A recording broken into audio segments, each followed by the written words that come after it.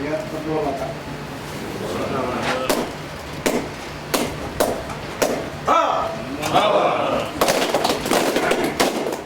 The Honorable Minister for Local Government, Housing, Environment, Infrastructure and Transport, Honorable Ministers, my fellow Fijians, Bulabinaka, and a very good morning to you all.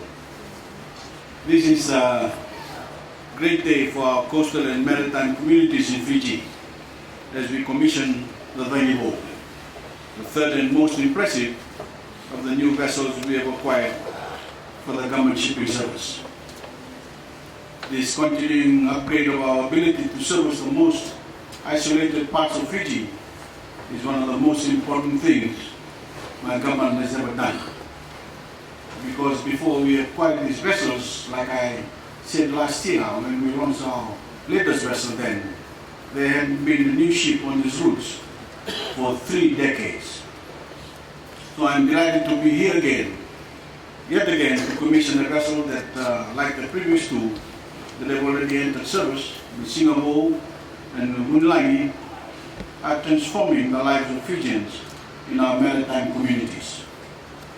Bring them all a little closer to us on the bigger islands and our capital, giving them a safer, more comfortable and more reliable means of transport, taking in plant and equipment to develop their infrastructure, and taking out the things they rely on for their incomes, their fish and agriculture produce, and getting them to market in the best possible condition to earn the best possible price. As many of you know, Cagivou means new wind. And that is what is blowing across communities of Fiji and indeed the whole country. A wind of change, sweeping away the arrested development of the past few decades, modernizing Fiji's infrastructure, empowering our people, and unleashing a new era of progress under the Fiji First government that promises even greater things to come. We should all look at this wonderful ship, brand new and the first to be completely purpose-built for Fijian conditions. And we should let our imaginations wander. Why did we invest in any ship at all for 30 years? Why did previous governments allow the old ones to gradually run down to the point where the government shipping service couldn't be relied on? How could we have neglected the people of our maritime communities so badly? Hardworking, ordinary Fijians cut off by distance and isolation, and already disadvantaged enough because of the lack of services that mainlanders like us take for granted. My fellow Fijians, it has taken the Fiji First government to finally begin closing the gap, to begin bringing the same level of service to Fijians wherever they live. And as I've already said repeatedly, I will not rest until every Fijian, no matter where they live, enjoys the same basic level of service as someone living on Viti level. Because it is not enough for only us here in Viti level to enjoy equal opportunities. We need to take the benefits of our new era of economic growth to every part of the country. Indeed, this is what our constitution requires of us as a government, to ensure economic participation for all. And that is what we will do on this vessel and on the rest of the government fleet.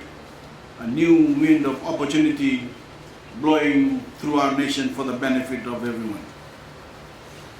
That is why, ladies and gentlemen, the current attempts to divide us are so misguided. Because it is only by working together as one nation, one Fiji, that we can improve the standard of living of the Fijian people. To those Fijians tempted to listen to the voices of division, I want to say this: there is no threat to the Voreqe. There is no threat to Christianity. Our constitution, our supreme law, guarantees the protection of this for all time. And you can read it for yourself, because we have translated that constitution into the Voreqe as well as Fiji Hindi. The people who are telling you otherwise are liars. They are trying to fool you and supporting them. to back their crazy ideas to break away from Fiji and establish so-called Christian states or overthrow the current government altogether. Fijians need to listen to me very carefully. These people will not succeed. And if Fijians are foolish enough, some Fijians are foolish enough to join them, you will be severely punished and could spend many years in jail. The current government was chosen by the Fijian people as a whole at the election almost a year ago. It is the only lawful government, and to challenge it is to defy the will of the Fijian people. It is an attack on democracy and will not be tolerated. The people behind these insurrections don't believe in democracy, in listening to the will of the people. They want to impose their will on everyone else. They are enemies of the state and enemies of the Fijian people. They are enemies of investment. They are enemies of a modern Fiji. They are enemies of prosperity for Fijians, and we are going to track them down and bring them to justice. This also applies to Fijians who are plotting against the state overseas, including certain high-profile figures in Australia. If you encourage sedition, you are committing a serious offense. If you urge violence against anyone in Fiji, you are committing a serious offense. The hand of the law is very long, and rest assured that the authorities in Fiji will not rest until you are brought to justice.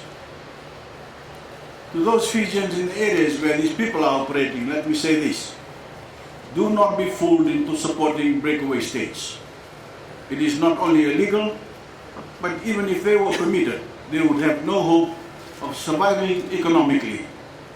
You would be poor as well as foolish. So turn your backs on these messengers of division. Report any illegal activity to the police, and if anyone you know is involved, tell them they risk spending many years in jail, with all that would mean for your families and your community. My fellow Fijians, I am amazed that SODELPA has not joined me in strongly condemning these elements threatening the integrity of our nation and the health of our economy. It can only mean one thing: that SODELPA also does not respect the will of the Fijian people, freely and democratically expressed at the last election. They are failing to defend democracy. They are giving comfort to those who want their democratic choice last September overturned. It is a betrayal of democracy. It is a betrayal of the Fijian people. And it confirms that SODELPA is not only totally unfit to govern, but is unfit to even sit in a democratically elected government. My fellow Fijians, thank God that overwhelming majority of our people are supporting the principle of unity, not division. Thank God that the rest of the nation has its eyes on building a better future for everyone. Unlike SODELPA and its troublemakers, I have a fundamental belief in the intelligence and common sense of the Fijian people, including our youth, our young Fijians. They have no interest whatsoever in more than instability that held our beloved nation back for nearly 3 decades, because they know it kept everyone poor except the elite. It deprived everyone of the services they deserve, while certain people got rich raiding the National Bank of Fiji. And it kept our nation weak and perpetually unable to move forward. The Fijian people can also see how much we have turned ourselves around, how much progress we have started to make by embracing unity in the principle of one nation, how political stability leads to economic progress, the longest running period of economic growth in our history, free schooling for our children, better infrastructure and better services for everyone, and better boats, of course, for the maritime area. Fiji moving forward as one people, educated and outward looking, living in the true heart of the Pacific, determined to take the Fijian-made brand to the ends of the earth, and being respected the world over for being Fijian, proud of our culture, the preservation of our environment, and our contribution to keeping the world safe, making Fiji finally truly the way the world should be. My fellow Fijians, that is my government's vision. That is our destiny. And with your support, we will get there. So let us all cast our eyes forward rather than backwards to the great opportunities that await us if we can stay united and focused. This vessel is a potent symbol of the Cagivou, the new wind that is carrying Fiji forward, and of my government's program of modernization that is transforming the lives of every Fijian. As I keep saying, we are growing the national cake so that everyone can get a bigger slice. And I'm extremely pleased and proud that with this ship, we are able to give a bigger slice of the cake to people living in coastal and maritime areas. A brand new vessel to assist in the economic development and expand their own horizons. Before I launch it, just a few statistics. Cagivou has been purpose-built at a cost of 5.76 million Fijian dollars by the Kian Juan dockyard in Miri, Sarawak, Malaysia. She's a stern roll-on, roll-off design capable of carrying 100 passengers, and surveyors from the Maritime Safety Authority of Fiji were among the team that supervised its construction, along with a technician from the GSS and a local naval architect consultant, Noape Mbatingai. To Mr. Mbatingai, the MSF surveyors, Malakai Lakau and Sarema Turambeleti, and the GSS technician, Ryan Peters, thank you for your work in bringing this project to fruition. I especially want to thank the delivery crew, led by Captain Voreqe, who sailed the Cagivou back to Fiji in winds that were sometimes rather stronger than he would have liked. Captain Voreqe has undertaken 3 previous delivery voyages for government, and he reckons that this is one of the roughest. In fact, Cagivou had to shelter in the Solomon Islands and Vanuatu for a couple of days before resuming its voyage. So I guess, Captain, you and your crew were even more relieved than usual to finally make it home. The good news is that Cagivou came through this rough weather flying with flying colors. So the people it will serve throughout Fiji can be confident that it is as safe as any comparable ship can be. And we are all certain that it will provide us with very many years of reliable service. Can I also draw your attention to the improvements in our other infrastructure, including the dredging of the waterways here at GSS, where we have completed the first phase, the 1.35 million that has been earmarked to rehabilitate the jetty, and 4.2 million for the construction already underway of a new office building, workshop for engineers and technical staff, plus a cargo warehouse and waiting area for passengers. The GSS fleet now stands at 6, and next year we will complete our fleet replacement program with a new vessel to replace the decommissioned navigation aid ship, Voreqe. This ship will have a multi-purpose function, a platform for aids to navigation, also doubling up as a hospital ship. These are 2 critical roles: maintaining safe sea lanes in line with our international obligations and providing our maritime communities with much needed medical services. On this vessel, we'll be able to conduct surgical operations that have only been available in hospitals on the main islands. So this will be a wonderful benefit to Fijians living in these communities. I want to close by urging everyone at the GSS to redouble their efforts to serve our people and to set a standard of excellence for the whole shipping industry. With these ships, we are finally giving you the tools you need to do your jobs better.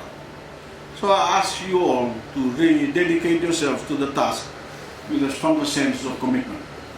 To the crew of Cagivou, every Fijian joins me in wishing you not only new winds, but fair winds and calm seas. And it now gives me the greatest pleasure to officially commission the Cagivou. Thank you.